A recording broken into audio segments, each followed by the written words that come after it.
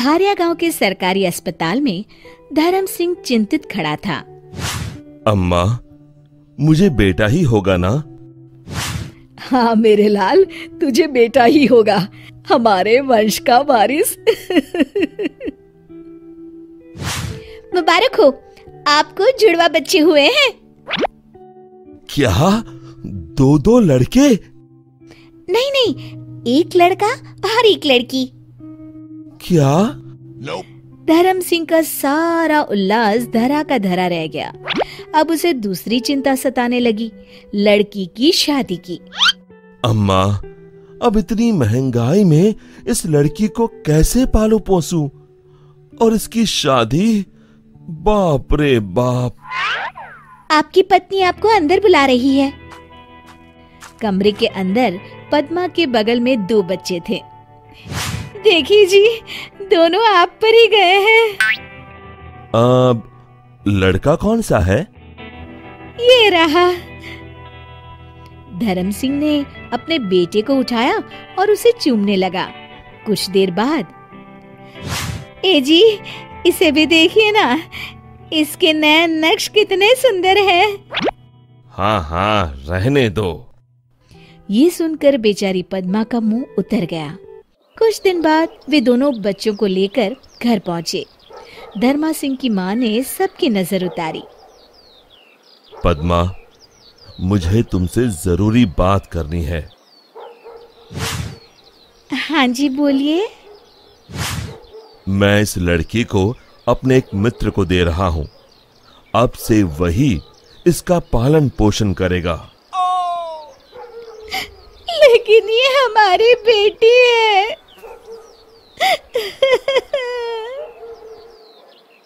मैं जानता हूं, लेकिन मेरी बात समझने की कोशिश करो पद्मा। इतने महंगाई के जमाने में हम 2 बच्चों को कैसे पालेंगे? ऊपर से ये लड़की है, इसकी शादी ब्याह का खर्चा कहां से लाएंगे? मेरा जो मित्र है, उसकी कोई संतान नहीं है। वो हमारी बेटी को बड़े लाड़ प्यार से पालेगा, हमसे भी बेहतर। आप जब इतने बड़े परिवार को पाल सकते हैं, तो क्या आप इस नन्ही की जान को नहीं पाल सकते? पद्मा, मेरी बात समझो। हमारी आर्थिक स्थिति बहुत खराब है, हम इसे नहीं पाल पाएंगे। लाओ, इसे मुझे दे दो। पद्मा अपनी बेटी को पकड़कर रोती रही और फिर धर्म सिंह के ज्यादा जिद पर उसने रोते हुए अपनी बेटी को धर्म सिंह के हवाले कर दी। धर्म सिंह ने अपनी बेटी अपने दोस्त की पत्नी को दे दी, जो बच्ची को पाकर फूले ना समाई। यह धर्म सिंह अपने बेटे को लाड़ करने लगा। धर्म सिंह अपने बेटे को चलना सिखा रहा था। ये देख पद्मा अपनी बेटी का सोचकर रोने लगी।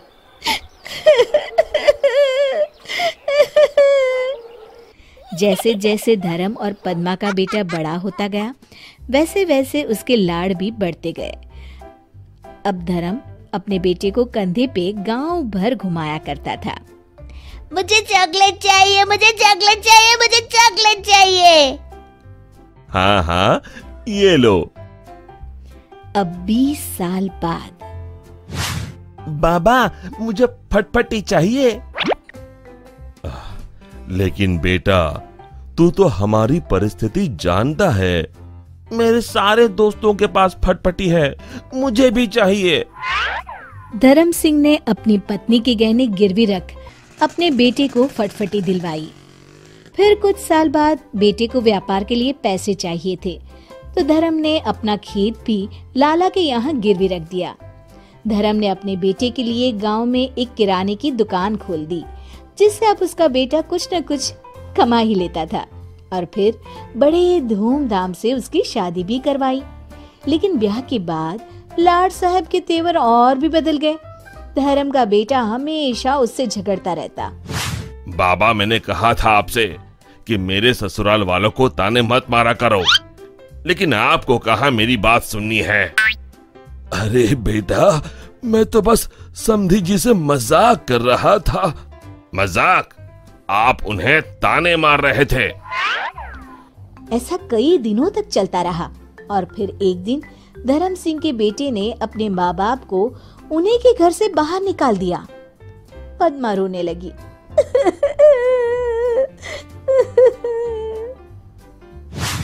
अरे बेटा, ये तू क्या कर रहा है? मैंने सोचा था तू मेरे बुढ़ापे का सहारा बनेगा। बेटा मेहनत करे और आप आराम से ठाट से रोटी तोड़े, ऊपर से दिन भर खिटखिट। मैं काम करूं या आपकी खिटखिट सुनते रहूं? जाइए जाइए, अपना रोना कहीं और रोइए। बेटे की ऐसी कटाक्ष भरी बातें सुनकर धर्म सिंह पूरी तरह से टूट गया।